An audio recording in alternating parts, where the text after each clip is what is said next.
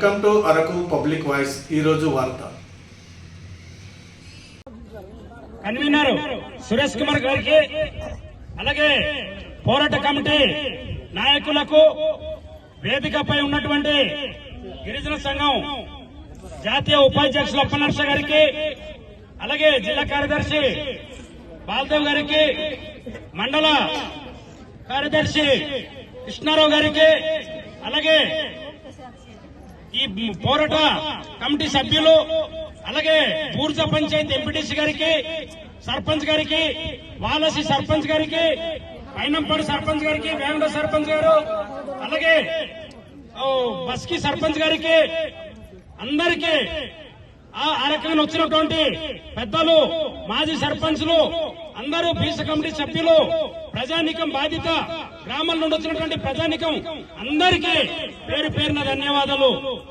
ప్రజలారా, ఈరోజు మనము ప్రభుత్వం ఏదైతే కేబినెట్ లో ఆమోదం తెలిపి మనకు హైడ్రో పవర్ ప్రాజెక్టులు నిర్మాణాలు చేపట్టాలని 51 జీవో మనకి వాళ్ళు విడుదల చేశారు.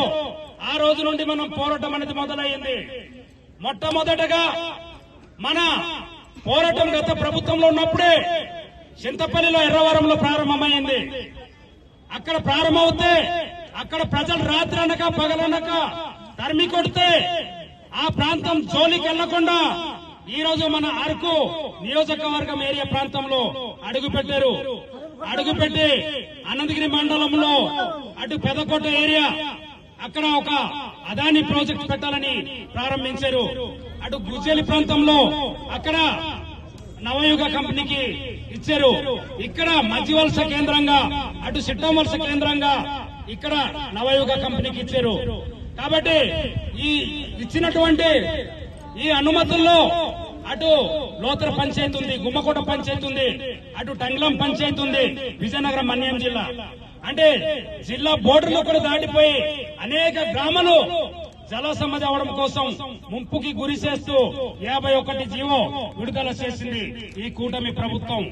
కాబట్టి కేంద్రంలో నరేంద్ర మోడీ గారు, రాష్ట్రంలో చంద్రబాబు నాయుడు గారు, మేము ఒకటే చెప్తున్నాం, మీరు వచ్చింది ఈ రోజు రాజ్యాంగ పరిధిలో గిరిజనుల స్వేచ్ఛ, హక్కులు, చట్టాలు ఆరిస్తామంటే చూస్తూ ఊరుకోము, మిమ్మల్ని తరిమి కొడతామని ఈ సందర్భంగా హెచ్చరిస్తున్నాం.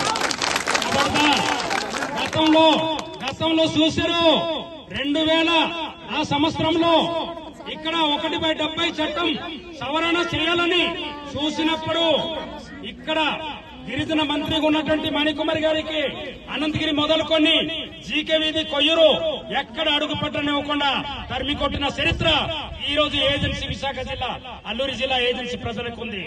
కాబట్టి మేము ఒకటే మిమ్మల్ని అడుగుతున్నాం, ఈ పోలీసులకి, ఇక్కడున్న ఎంఆర్ఓకి, మీకు ఈ ప్రాంతంలో ఉద్యోగాలు ఇచ్చింది ప్రభుత్వం. ఇక్కడ ఉన్నటువంటి గిరిజన ప్రజల యోగక్షేమాలు తెలుసుకొని వాళ్ళ బాగోగులకి, వాళ్ళ క్షేమం కోసం ఇక్కడ ఉద్యోగాలు చేయమని ఇచ్చారు. కానీ ఇక్కడ దమనకాండ సాగిస్తామంటే చూస్తూ ఊరుకోం. ఇది హెచ్చరిక మాత్రం జారీ చేస్తున్నాం.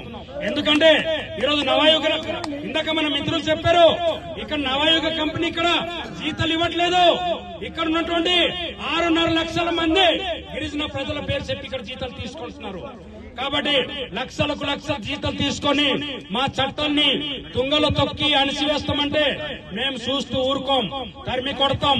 ప్రజలరా, ఈ విషయం మీద మన మధ్యవలస సందర్భం రాకముందే నేను జిల్లా పరిషత్ లో, విశాఖపట్నం జిల్లా పరిషత్ లో గట్టిగా అరిసి ధర్నా చేసి కేకలేసి అక్కడ జిల్లా పరిషత్ తీర్మానం చేయించాను. ఆ తీర్మానం చేసిన ఆ తీర్మానం ఈ రోజు ప్రభుత్వానికి వెళ్లిన దానికి పెడసెవిన పడినట్టు లేదు. కాబట్టి అనంతగిరి మండల కేంద్రంలో మండల సర్వసభ్యోత్వం తీర్మానం చేశాం, పంచాయతీల్లో తీర్మానం చేశాం. మళ్ళీ ఈ అనేక మండలాల్లో పంచాయతీ తీర్మానం చేసిన ఈ రోజు ఆగే పరిస్థితి లేదు. మేము ఒకటే అడుగుతున్నాం, మిత్రులారా, ఇక్కడ పోలీసులు మీరు ఉద్యోగాలకి రాకముందే రాజ్యాంగం చదువుకొని వచ్చుంటారు. 5th షెడ్యూల్ ఏరియాలో 1/70 చట్టం ఉంది, పీచా చట్టాలు ఉన్నాయి. ఇవన్నీ నోట్ ఇస్తారు ఇక్కడ సిఐ గారికి, ఎస్ఐ గారికి, డిఎస్పీ గారికి, ఎస్పీ గారికి ఈ నోట్లు చదువుకునే అర్థం చేసుకుని ఇక్కడికి వచ్చారు. వాళ్ళు ఊరకే రాలేదు. కానీ ఆ రాజ్యాంగం పరిధిలో ఈ రోజు మనల్ని చూసుకోకుండా దాన్ని వ్యతిరేక దిశలో చూస్తున్నారు. అది తప్పు. ఈ రోజు ప్రభుత్వానికి ఈ రోజు ఇక్కడ మనము అనుమతులు తీసుకొని ఇక్కడ మీటింగ్ పెడుతున్నామని చెప్పినా గ్రామాల్లో వెళ్లి చాలా భయభ్రాంతులకు గురి చేస్తున్నారు. ఏం చేస్తారంటే ఈ రోజు కమాండోలకి పంపి వేంగడ, పైనంపాడు, మధ్యవలస బస్ కి పంచాయతీల్లో సంచరించి చాలా భయభ్రాంతులకు గురి చేస్తున్నారు. అక్కడ ఏం గంజాయి లేదు, అక్కడే నక్సలైట్ లేరు, అక్కడే తీవ్రవాది లేరు. కానీ నవయుగ కంపెనీకి బానిసగా వీరు ఆ రకంగా అక్కడ ఆ ప్రాంతంలో పోలీసులకు పంపించి భయభ్రాంతులకు గురి చేస్తున్నారు. అందుకే మేమైతే చూస్తూ ఊరుకోం. సిఐ గారు మీరు చెప్పండి మీ పై అధికారులకి, ఇక్కడతో ఈ ప్రజానికం శాంతియుతంగానే మేము పోరాడుతున్నాం, శాంతియుతంగానే అడుగుతున్నాం. మాకు హక్కులున్నాయి, మాకు చట్టాలున్నాయి. ఈ రోజు మేము ఆ కొండలన్నీ ఈ రోజు మా పొలాలతో పాటు ఆ ప్రాంతంలో కాఫీ పండిస్తున్నాం. ఆ కొండల్లోనే ఈ రోజు ఉసిరికాయలు ఉన్నాయి, ఉసిరికాయలు తెచ్చుకుంటున్నాం. ఆ కొండల్లోనే తరగాయ దుంప అంటే తేగ దుంప తెచ్చుకుంటున్నాం. ఆ కొండల్లోనే కొయిలారి సాగ్ అంటే బోదింట కూర తెచ్చుకుంటున్నాం. అటువంటి అడవులన్నీ ఈ రోజు ఫెన్సింగ్ వేసి నాశనం చేసి ఈ రోజు అక్కడ డ్యాంలు కట్టి జల సమాధి చేస్తామంటే ఊరుకోము. కాబట్టి మీరు వచ్చింది ఈ రోజు నవయుగ కంపెనీ కోసమా మా కోసమా తెలుసుకోండి. మీకు ఒకటే చెప్తున్నాం, గిరిజనులు సహనం కోల్పోతే పరిస్థితులు ఎక్కడి నుండి ఎక్కడికి పోతాయో అది మీరు అర్థం చేసుకోవాలని ఈ సందర్భంగా హెచ్చరిస్తున్నాం. ఎందుకంటే ఇక్కడ ఉన్నది మా కోసం, మా చట్టాల హక్కులు అమలు చేయమని. కానీ ఈరోజు చట్టాల హక్కులు అమలు చేయట్లేదు. కలెక్టర్ గారికి ప్రారంభంలోనే చెప్పాం. మేమందరూ వెళ్ళి, నేను సురేంద్ర గారు మా బృందం అంతా గిరిజన సంఘం బృందంగా అలాగే ప్రజాప్రతినిధులకు మేము వెళ్ళి చెప్పాం, కలెక్టర్ గారు మీరు అల్లూరి సీతారామరాజు జిల్లాకి కలెక్టరా, ఆదానికి కలెక్టరా అంటే ఆయన అల్లూరి సీతారామరాజు జిల్లా కలెక్టర్ అన్నారు. ఓకే, మాకే కలెక్టర్ కదా, మా కలెక్టర్ అయినప్పుడు మా చట్టాలు ఇక్కడ అమలు చేయండి. మా 5th షెడ్యూల్ ఏరియాలో 5వ షెడ్యూల్ ఏరియాలో ఉన్నటువంటి చట్టాన్ని అమలు చేయమని ఆ రోజు అడిగాం స్పష్టంగా. ఆ రకంగానే ఎస్పీ గారితో సమావేశం అయింది. ఎస్పీ గారితో కూడా ఉదయం 11 గంటలకు వెళ్లి సాయంత్రం 4 గంటల దాకా మాట్లాడాం. అంటే ఏజెన్సీలో ఉన్నటువంటి సమస్యలన్నీ కూలంకుషంగా ఆయన చర్చించి ఇది మా సమస్యలు, మీరు ఎటు నుండి ఎట్టుపోయినా ఎక్కడి నుండి ఎక్కడికి వచ్చినా మా ప్రాంతం ఇవ్వడానికి మీరు లాక్కోవడానికి లేదు, కంపెనీకి దారదత్తం చేయడానికి లేదు. కాబట్టి ఇక్కడ నుండి విరమించుకోండి, ఇక్కడ నుండి రద్దు చేసుకుని 51 జీవో నంబర్ రద్దు చేయమని చంద్రబాబు నాయుడు గారు చెప్పండి, అక్కడికి వెళ్ళి నరేంద్ర మోడీ గారికి చెప్పండి అని చెప్పాం. అయినా వాళ్ళకి ఏజెంట్లుగానే ఈరోజు జిల్లా కలెక్టర్ గారు మన ఎస్పీ గారు వ్యవహరిస్తే ఇది ఇక్కడ చూస్తూ ఊరుకోరు. ఎందుకంటే ఈ ప్రాంతం మనకు జీవో నంబర్ 3 రద్దయిపోయి ఉద్యోగాలు లేవు, అంతకు ముందు నుండి కూడా ఉద్యోగాలు లేవు. జీవో నంబర్ రద్దు చేశారు. ఆయన డిగ్రీలు పీజీలు చదువుకొని ఉద్యోగాలు లేకుండా గ్రామాల్లో ఈరోజు వ్యవసాయం చేసుకుంటున్నారు. వ్యవసాయం చేసుకుంటున్నారంటే అది మన తాత ముత్తాతల నుండి వచ్చినటువంటి వారసత్వ భూములు.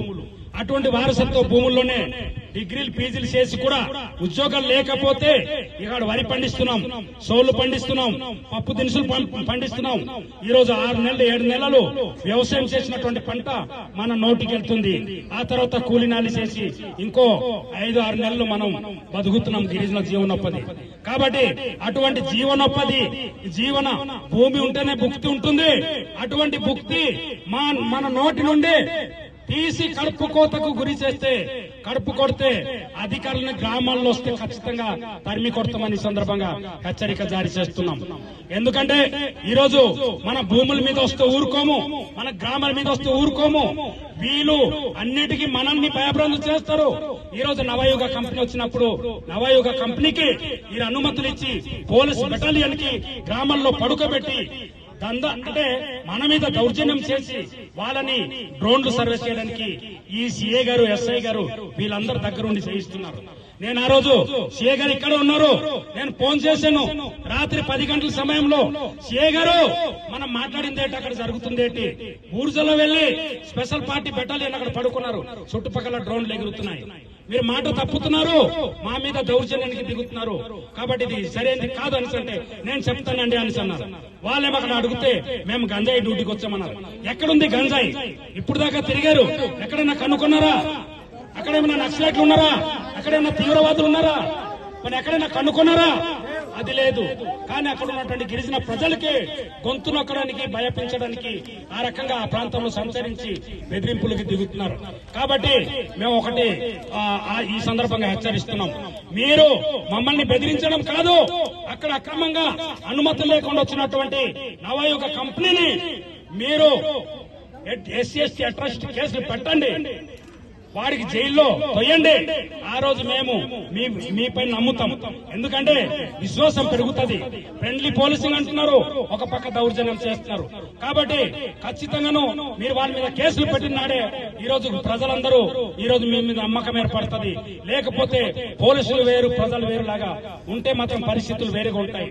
మీరు మా పోలీసులు, మా వ్యవస్థ మమ్మల్ని కాపాడకుండా ఎవడో దొంగన కొడుకుకి అక్కడ వచ్చింది మా భూములు లాక్కోవడానికి వచ్చినటువంటి దొంగన కొడుకుకి కాపాడడానికి చూస్తే మాత్రం వాడితో సమానంగా మిమ్మల్ని కూడా పోలీసు తరిమి కొట్టవలసి వస్తుంది. ఎందుకంటే ఇటువంటి పరిస్థితులు ఈ రోజు చాలా దారుణంగా ఉన్నాయి. ఈ రోజు మనకి నిరుద్యోగం పెరిగింది, కనీసం గ్రామంలో మంచినీరు లేదు, రోడ్లు లేవు, డోలి మోతలే శరణ్యమవుతున్నాయి, గర్భిణులందరూ మార్గ మధ్యంలో చచ్చిపోతున్నారు.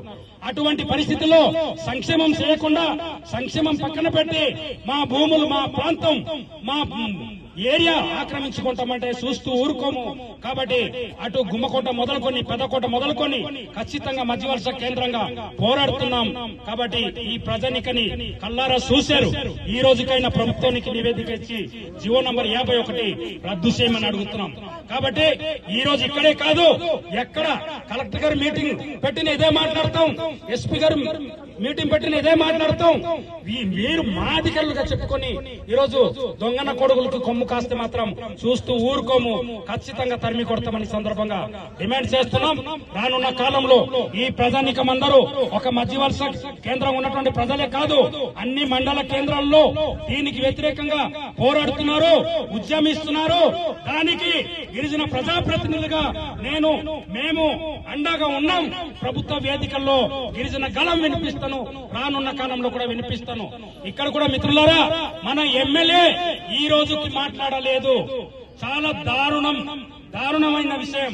మన MP గారు మాట్లాడలేదు, మన ఎమ్మెల్యే మాట్లాడలేదు, మన దొన్నుదొర ఈ తెలుగుదేశం పార్టీ అరకు నియోజకవర్గ నాయకుడు దొన్నుదొర గారు మాట్లాడలేదు, మన గిరిజన రాష్ట్ర చైర్మన్ శ్రావణ్ కుమార్ గారు మాట్లాడలేదు. వీళ్ళందరూ నవయుగ కంపెనీకి బానిస అయిపోయి ఆ మొత్తం కలిసిపోయారు. కాబట్టి వాళ్ళ ఇళ్లలో మీటింగ్ పెట్టారు నవయుగ కంపెనీ టీం. వాళ్ళు బయటికి రావట్లేదు, వాళ్ళు గొంతు పగలట్లేదు. కనీసం ఈ ప్రాంతంలో ముంపుకు గురవుతున్నప్పుడు ఒక్క మాట కూడా కానీ బయటికి రావడం భయపడితే ఇంటి నుండైనా పేపర్ పరంగా మీడియా ద్వారా కూడా స్టేట్మెంట్ ఇవ్వడానికి భయపడుతున్నటువంటి నాయకులు మళ్ళీ ఎన్నికల సమయం వస్తే ఈ రోజు మన గ్రామంలో ఓట్లు వేయండి, మేము ఎమ్మెల్యేల వల్ల, ఎంపీల వల్ల, మేము ప్రజాప్రతినిధుల వాళ్ళని గ్రామాల్లో వస్తారు. కాబట్టి ఇలాంటి నాయకులకి, ఈ నక్కజుతుల నాయకులకి తరిమి కొట్టాలనేసి ఈ సందర్భంగా హెచ్చరిస్తున్నాం. ఎందుకంటే చాలా దారుణం, ఇటువంటి నాయకులు మనల్ని ముంచేస్తున్నారు.